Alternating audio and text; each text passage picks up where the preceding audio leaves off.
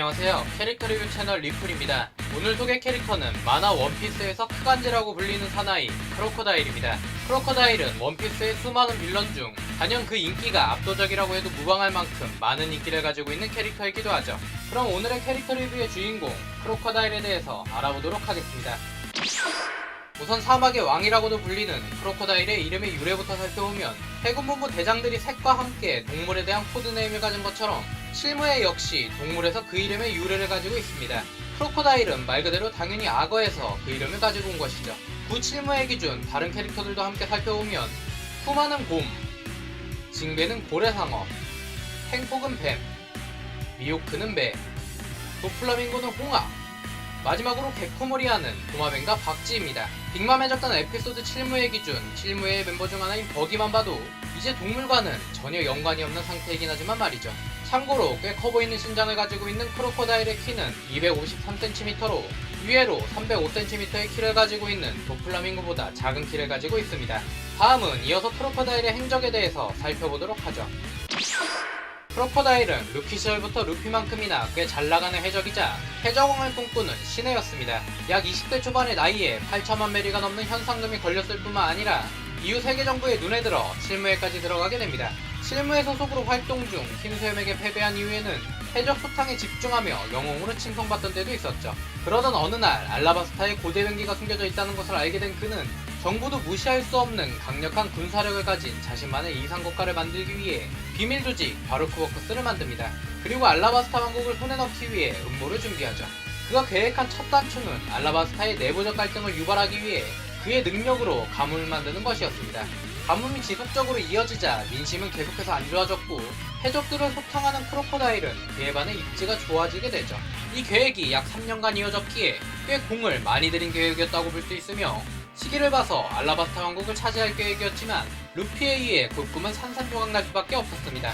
결국 알라바스타 왕국 사건으로 체포된 그는 실무의 멤버에서도 제명되었을 뿐만 아니라 유치소에 갇히게 되죠. 이후 지나갔던 원피스의 아쉬운 빌런처럼 등장하지 않을 줄로만 알았던 크로커다일은 정상결전 에피소드에서 재등장하게 됩니다. 알라바스타 왕국 사건으로 임펠다운에 갇혀있던 그는 이반코프와 루피렌과 함께 다루게 성공하죠. 에이스가 잡혀있던 정상결전 전장에 참전한 그는 루피와 손을 잡은 것은 아니었지만 갈등 구도상 도와주는 그림이 나오며 한 번 더 인기 떡상을 맞이합니다. 정상결전 이후로는 이렇다 할 비중 있는 모습은 보여주지는 못했으며 그의 마지막 활약이라고 볼 수 있는 정상결전에서의 멋들어진 모습은 꽤 많았지만 개인적으로 이 장면이 압도적이지 않았나 싶습니다. クロコダイル守りてえもんはしっかり守りやがれ。これ以上こいつらの思い通りにさせんじゃねえよ。 다음은 그가 가진 모래모래 열매 능력을 베이스로 한 그의 능력에 대해서 알아보겠습니다. 크로커다일의 능력은 여타 악마의 능력자들과 마찬가지로 그가 먹은 모래모래 열매의 능력을 기본으로 합니다. 그가 먹은 악마의 열매는 이제는 가히 사기급이라고 보기는 어렵지만 과거 설정 기준으로는 사기급으로 평가받는 자연계 열매 중 하나죠. 모래모래 열매의 능력은 몸을 모래로 변환시키는 능력과 함께 모래를 자유자재로 다룰 수 있습니다. 만화 나루토로 치면 가라가 같은 능력과 거의 같다고 봐도 무방한 능력이지만 가라와 다르게 자신의 신체마저 모래로 변형시킬 수 있기에 물리적 타격에 대해 면역을 가지고 있다는 차이점이 있겠네요. 뭐 이제는 무장색 설정으로 인해 딱히 면역이라고 볼 수도 없지만 말이죠. 그럼 다음은 크로커다일이 가진 다양한 기술에 대해서 알아보도록 하죠. 첫 번째는 초승달 사구입니다. 모래를 이용한 칼날 모양의 모래칼로 단순히 절단하는 기술이 아닌 모래모래 열매의 특성을 이용해 상대방의 수분을 빼앗아버리는 기술입니다. 해당 기술에 당한 대상은 몸 안의 수분을 모두 빼앗기게 되고 곧이어 미라가 되어버리죠. 두 번째는 모래폭풍입니다. 크로커다일이 애용하는 기술 중 하나로 모래폭풍을 만들어 사용하는 기술로 어떻게 사용하느냐에 따라 그 힘의 차이도 꽤 큰 기술 중 하나입니다. 마음만 먹으면 마을 하나를 송두리째 날려버리는 것도 가능한 기술이죠. 세 번째는 참식윤회입니다. 초승달 사구가 특정 대상의 수분을 빼앗는 기술이라면 이 기술은 일정 지역 땅바닥 위의 모든 생물의 수분을 빼앗는 기술입니다. 범위가 광범위한 만큼 어느 정도 체력을 필요로 하는 기술이죠. 네 번째는 사막의 보검입니다. 크로커다일이 모래폭풍만큼 애용하는 기술 중 하나로 활을 모래의 칼날로 바꿔 휘두르는 참격 기술이죠. 사용하기 간단해 보이는 것과는 달리 근거리와 원거리 모두 대응이 가능한 기술이자 파괴력도 으뜸인 기술입니다. 마지막 다섯 번째는 사막의 다이아몬드 소드와 사막의 대검입니다.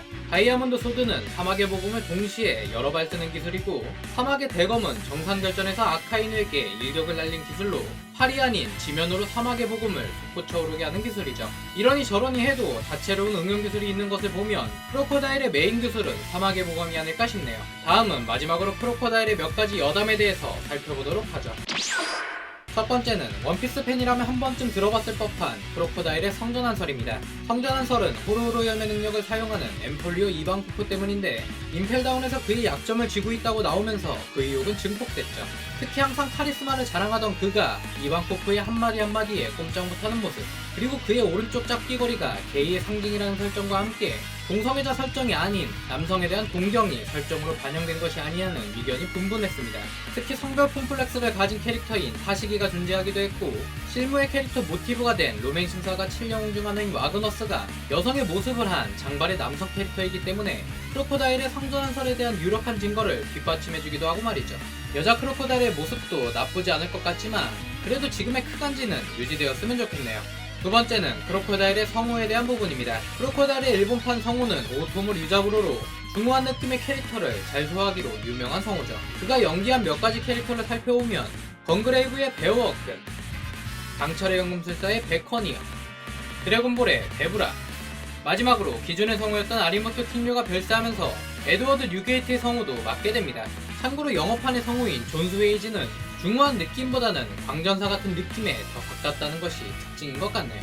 오늘은 빌런이지만 많은 독자들에게 사랑받아 크간지라는 애칭까지 가지고 있는 크로코다일에 대해서 알아보았습니다. 오래오래 열매라는 사기적인 능력과 함께 바라만 보아도 강력해 보이는 외형, 그리고 그 외형에 녹아있는 멋들어진 카리스마까지 가지고 있는 매력적인 캐릭터가 아닐까 싶습니다.